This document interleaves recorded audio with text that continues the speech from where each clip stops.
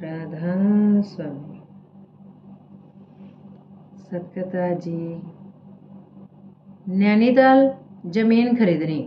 October 1950 ईस्वी।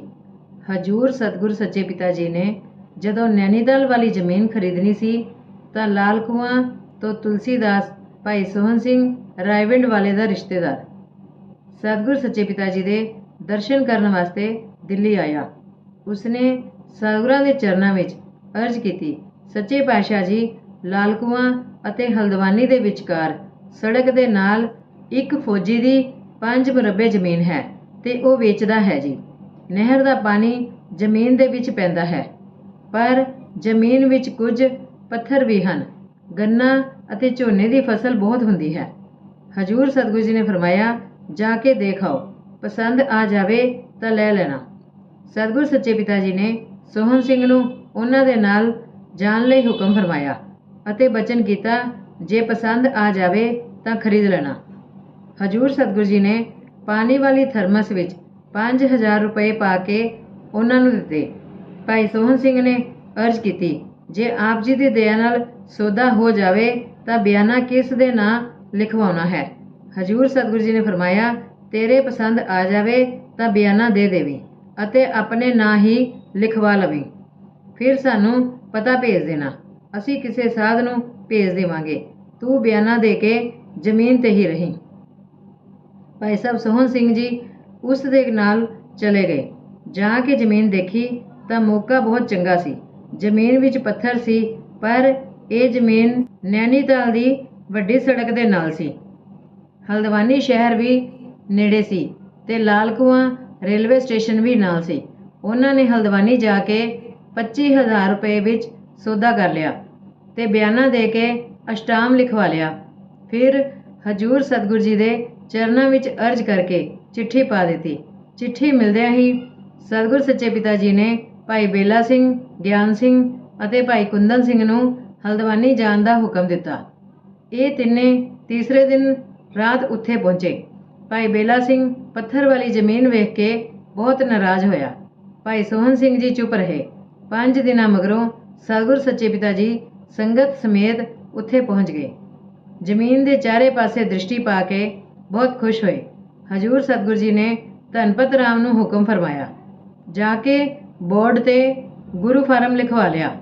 ਉਸਨੇ ਗੁਰੂ farm ਦਾ board ਬਣਵਾ ਕੇ ਸਤਿਗੁਰਾਂ ਤੋਂ ਹੁਕਮ ਲੈ ਕੇ ਵੱਡੀ ਸੜਕ 'ਤੇ ਲਾ ਦਿੱਤਾ। ਹੁਣ ਉੱਥੇ ਸੇਵਾ ਸ਼ੁਰੂ ਹੋ ਗਈ। ਉਸ ਸਮੇਂ ਦਿੱਲੀ ਬਹੁਤ ਵੱਡੀ ਨੁਮਾਇਸ਼ ਲੱਗੀ ਹੋਈ ਸੀ। ਉੱਥੇ ਜਰਮਨ ਵਾਲਿਆਂ ਨੇ ਇੱਕ ਟਰੈਕਟਰ ਲਿਆਂਦਾ ਸੀ ਜਿਸ ਦਾ ਨਾਂ ਹਨੂਮੇਕ ਸੀ। ਹਜੂਰ ਸਤਿਗੁਰੂ ਜੀ 2-3 ਵੇਰ ਉੱਥੇ ਨੁਮਾਇਸ਼ ਵੇਖਣ ਗਏ ਅਤੇ ਹਨੂਮੇਕ ਟਰੈਕਟਰ ਖਰੀਦ ਕੇ ਨੈਨੀਤਾਲ ਲੈ ਆਏ। ਹਜੂਰ ਸਤਿਗੁਰੂ ਜੀ ਨੇ ਦਇਆ ਕਰਕੇ 10-12 ਸਾਧੂ ਜਲੰਧਰ ਡੇਰੇ ਤੋਂ ਮੰਗਵਾ ਲਏ ਅਤੇ ਸੇਵਾ ਸ਼ੁਰੂ ਹੋ ਗਈ। ਉਸ ਸਮੇਂ ਕਣਕ ਦੀ ਬਹੁਤ ਕਮੀ ਸੀ। ਆਟਾ ਰਾਸ਼ਨ ਕਾਰਡ 'ਤੇ ਮਿਲਦਾ ਸੀ ਅਤੇ ਆਪਣੀ ਸਰਕਾਰ ਨੇ ਅਮਰੀਕਾ ਤੋਂ ਕਣਕ ਮੰਗਵਾਈ ਸੀ। ਜਦੋਂ ਟਰੈਕਟਰ ਨੈਨੀਤਾਲ ਆ ਗਿਆ ਤਾਂ ਸਤਿਗੁਰਾਂ ਨੇ ਟਰੈਕਟਰ ਆਪ ਚਲਾਉਣਾ ਸ਼ੁਰੂ ਕੀਤਾ। ਸਤਿਗੁਰ ਸੱਚੇ ਪਿਤਾ ਜੀ ਸਾਰਾ ਦਿਨ ਟਰੈਕਟਰ ਚਲਾਉਂਦੇ ਤੇ ਸੇਵਾ ਕਰਵਾਉਂਦੇ ਰਹੇ। ਇੱਕ ਦਿਨ ਜਦੋਂ ਭਾਈ ਸੋਹਣ ਸਿੰਘ ਜੀ ਲੱਸੀ ਲੈ ਕੇ ਗਏ ਤਾਂ ਹਜੂਰ ਸਤਿਗੁਰੂ ਜੀ ਦੀ ਧੋਤੀ ਨੂੰ ਕੁਝ ਕੰਡੇ ਲੱਗੇ ਹੋਏ ਸਨ। ਜਦੋਂ ਭਾਈ ਸੋਹਣ ਸਿੰਘ ਨੇ ਧੋਤੀ ਤੋਂ ਕੰਡਿਆਂ ਨੂੰ ਲਾਉਣਾ ਸ਼ੁਰੂ ਕੀਤਾ ਤਾਂ ਵੇਖਿਆ ਕਿ ਸਤਿਗੁਰਾਂ ਦੀਆਂ ਲੱਤਾਂ ਵਿੱਚੋਂ ਖੂਨ ਸਿੰਮ ਰਿਹਾ ਸੀ। ਸਤਿਗੁਰ ਸੱਚੇ ਪਿਤਾ ਜੀ ਨੇ ਆਪਣੀ ਪਵਿੱਤਰ ਰਸਨਾ ਤੋਂ ਫਰਮਾਇਆ, ਅਸੀਂ ਹੁਣ ਭਾਰਤ ਵਿੱਚੋਂ ਅਨਾਜ ਦੀ ਭੁੱਖ ਕੱਢ ਕੇ ਛੱਡਾਂਗੇ। ਉਸ ਜ਼ਮੀਨ ਵਿੱਚ ਕੁਝ ਟੋਏ ਸਨ। ਕਈ ਦਿਨ ਟਰੈਕਟਰ ਚਲਾ ਕੇ ਜ਼ਮੀਨ ਪੱਧਰੀ ਕਰਕੇ ਉਸ ਵਿੱਚ ਮੱਕੀ ਅਤੇ ਗੰਨੇ ਦੀ ਬਿਜਾਈ ਕੀਤੀ ਗਈ। ਜ਼ਮੀਨ ਦੇ ਆਲੇ ਦੁਆਲੇ ਕੰਡਿਆਲੀ ਤਾਰ ਲੱਗੀ ਹੋਈ ਸੀ, ਜਿਸ ਕਰਕੇ ਅਵਾਰਾ ਗਊਆਂ ਤੋਂ ਫਸਲ ਦੇ ਉਜਾੜੇ ਦਾ ਬਚਾਅ ਸੀ। ਪਰ ਬਾਂਦਰ ਮੱਕੀ ਅਤੇ ਗੰਨੇ ਦੀ ਫਸਲ ਦਾ ਬਹੁਤ ਨੁਕਸਾਨ ਕਰਦੇ ਸਨ।